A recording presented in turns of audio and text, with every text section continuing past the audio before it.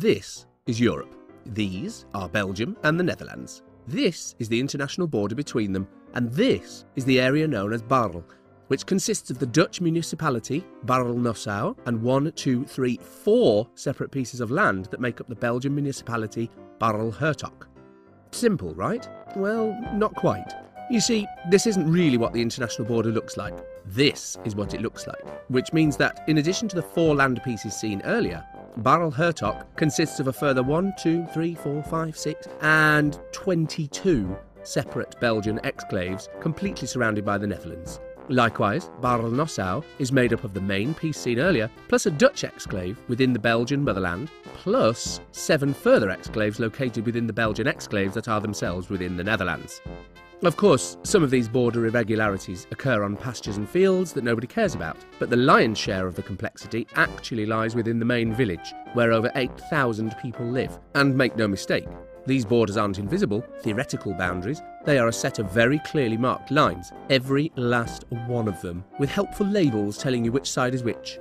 And the borders pass indiscriminately through just about anything, including roads and buildings, so next-door neighbours might reside in different kingdoms, retail stores, so the checkout queue might feel like border control, car parks, so drivers can double park in epic fashion, restaurants, so couples sitting across the table might be sitting in different countries, and sometimes even through residential houses, so one might be resting on a couch in Belgium while watching television in the Netherlands. So which country do these people live in? Are they residents of both? Actually, the location of the front door determines which sovereign state the house is officially in. It also determines who their public utilities providers are, including electricity, internet and television. Wait, does that influence what channels they have access to? Anyway, to make things easier, most house numbers are decorated with the relevant national flags, so people can keep track of which government to pay taxes to. Of course, the street names don't change from one country to the next. That would be crazy. But the house numbering does, making the overall sequence non-continuous. This has the unfortunate side effect that some addresses, as in street name and house number, occur twice. That must be a nightmare for the local postman. Oh, by the way, if you live in the Dutch part of Baarle and you want to post a parcel to the Belgian side, make sure you drop it in a Belgian postbox. Otherwise, your parcel will be carried by van from Nassau to Amsterdam, then flown over to Brussels, and then carried by van back to Hertog. At least that's the official story. But back to house numbering. What happens when the border passes straight through the front door? This is not a theoretical scenario. There really is a house with the front door on the border. The solution? 2 house numbers resulting in 2 addresses in 2 countries. It even has 2 doorbells. Okay, so obviously all of this border fiasco is purely theoretical, right? Nope. Baarle-Hertog and Baarle-Nassau really are 2 separate municipalities. They have different flags and different coats of arms, different town halls with different mayors, different police services, different school systems, different churches, different post offices and different postcodes, as mentioned earlier, different providers of electricity, internet and television, and different official websites. But not everything is separated. There's a single joint cultural centre and joint library, with 2 official entrances in different countries and 2 addresses and 2 phone numbers.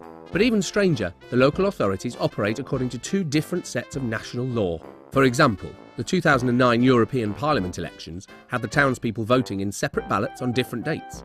The Dutch could choose not to go, but for Belgians, voting was compulsory. Other legislation differences include tax rates and Sunday shopping laws. Occasionally, this has prompted store owners to jump countries by moving their front door by a few feet. Thanks to EU harmonisation of law, many legislation differences have disappeared, but not all. For instance, Belgians are allowed to build a house less than 300 metres from a pig farm, which is illegal in the Netherlands.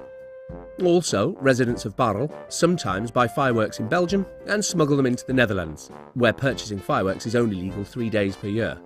If you think that's dodgy, just wait. In the early 1990s, a bank was suspected of money laundering, but the authorities couldn't search the vault. Why? Well, the Dutch police couldn't get into the vault since, even though the bank's entrance was in the Netherlands, the vault was in Belgium. Meanwhile, the Belgian police couldn't go through the entrance because it was in the Netherlands.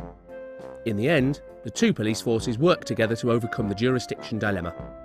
But how did we end up with such a crazy border system? Well, in medieval times, Belgium and the Netherlands operated under the feudal system. The various dukes and lords exchanged lands all the time. sometimes by way of business, sometimes by way of gambling. But when the two countries signed the Treaty of Maastricht in 1843, most of these border irregularities were streamlined, except for Baarle, where they decided that, nope, this gloriously complicated border must be preserved.